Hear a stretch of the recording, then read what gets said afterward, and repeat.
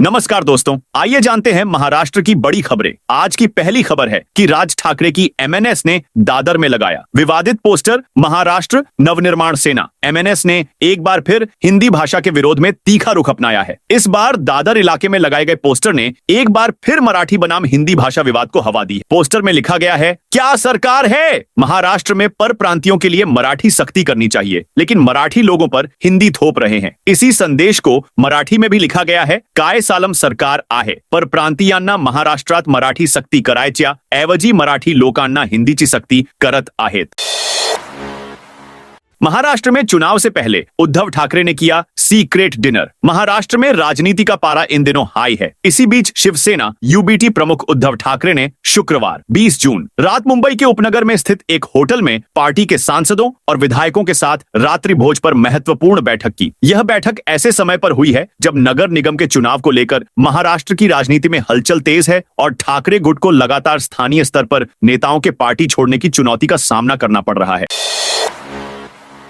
28 वर्षीय पायलट से कैब में छेड़खानी, ड्राइवर सहित 3 पर केस दर्ज। महाराष्ट्र के मुंबई में एक 28 वर्षीय एयरलाइन की महिला पायलट से छेड़खानी का मामला सामने आया है। महिला एयरलाइन पायलट के साथ यौन उत्पीड़न के आरोप में उबर कैब के ड्राइवर और 2 अन्य के खिलाफ मामला दर्ज किया गया है। इस बात की जानकारी एक पुलिस अधिकारी ने एक न्यूज एजेंसी को दी। पुलिस अधिकारी ने बताया कि घटना गुरुवार रात करीब 11:15 पर हुई, जब महिला दक्षिण मुंबई से घाटकोपर स्थित अपने घर लौट रही थी।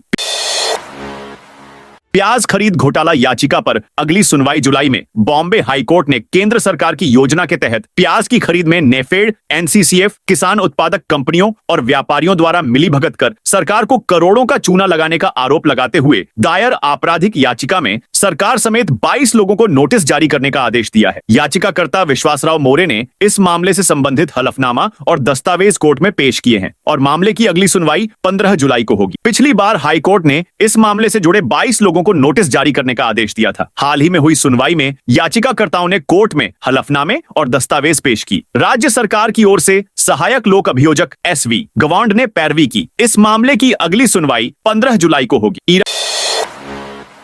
ईरान इजराइल जंग के बीच अब्बू आजमी का बड़ा बयान। ईरान और इजराइल जंग पर महाराष्ट्र समाजवादी पार्टी के अध्यक्ष अबू आसिम आजमी ने बड़ा बयान दिया। उन्होंने ईरान के supreme leader Ayatollah Syed Ali Khamenei की तारीफ की, साथ ही कहा कि अमेरिका का चौधराहट खत्म होनी चाहिए। अब्बू आजमी ने यह भी कहा कि जिस तरह ईरान ने इजराइल को जवाब दिया है, ये बहुत जबरदस्त काम है। सोलापुर में पत्रकारों से बातचीत में अबू आजमी ने कहा, हमारे देश में अमेरिका का हस्तक्षेप खत्म होना चाहिए। अमेरिका फिलिस्तीन में बमबारी और भूख से मर रहे बच्चों के बारे में कुछ नहीं बोल रहा है, वह इजराइल का समर्थन कर रहा है। पहले इजराइल ने ईरान पर हमला किया और फिर ईरान ने जवाबी हमला किया।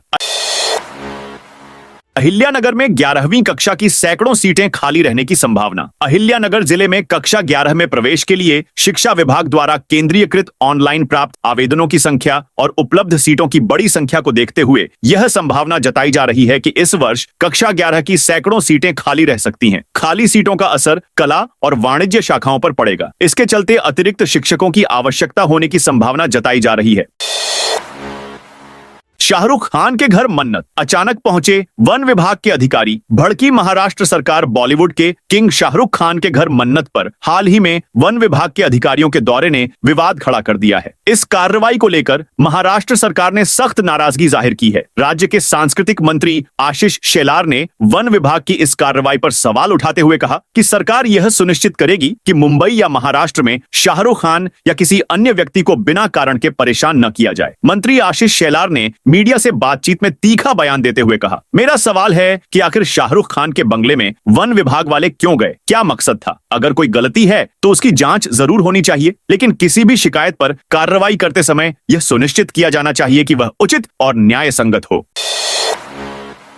कल्याण डोंबिवली नगर पालिका के खिलाफ प्रदर्शन के मामले में दीपेश म्हात्रे समेत 125 शिव सैनिकों पर केस दर्ज। उद्धव बाला साहेब ठाकरे के डोंबिवली जिले के प्रमुख दीपेश म्हात्रे ने पिछले सप्ताह कल्याण डोंबिवली नगर पालिका मुख्यालय तक 200 से अधिक शिव सैनिकों के साथ मार्च निकाला था। इस मार्च में कल्याण डोंबिवली नगर पालिका से कचरे पर बढ़ाए गए उपयोग शुल्क को रद्द करने की मांग की गई थी। मार्च के बाद पुलिस ने बाजारपेट पुलिस स्टेशन में जिला प्रमुख दीपेश म्हात्रे समेत 9 महत्वपूर्ण पदाधिकारियों और 125 शिव सैनिकों के खिलाफ मामला दर्ज किया है। मार्च करने वालों ने पुलिस द्वारा लगाई गई शर्तों का उल्लंघन किया था। बीड़ में बंधक बनाए गए 15 बाल मजदूरों को बचाया गया अहिल्यानगर। शहर के सहायक श्रम आयुक्त, जिला बाल कल्याण समिति और गैर सरकारी संगठनों के एक टास्क फोर्स ने आज शनिवार को आष्टी, जिला बीड़ तालुका के वन क्षेत्र में एक खेत पर मजदूर के रूप में रखे गए 15 बच्चों को मुक्त कराया। इन बच्चों को बीड़ की बाल कल्याण समिति को सौंप दिया गया है। सहायक श्रम आयुक्त R.M. भीसले और जिला बाल कल्याण समिति सदस्य एडवोकेट अनुराधा येवाले ने यह जानकारी दी। बचाए गए लोगों में 9 लड़कियां और 6 लड़के शामिल हैं। सभी की उम्र 9 से 12 साल के बीच है।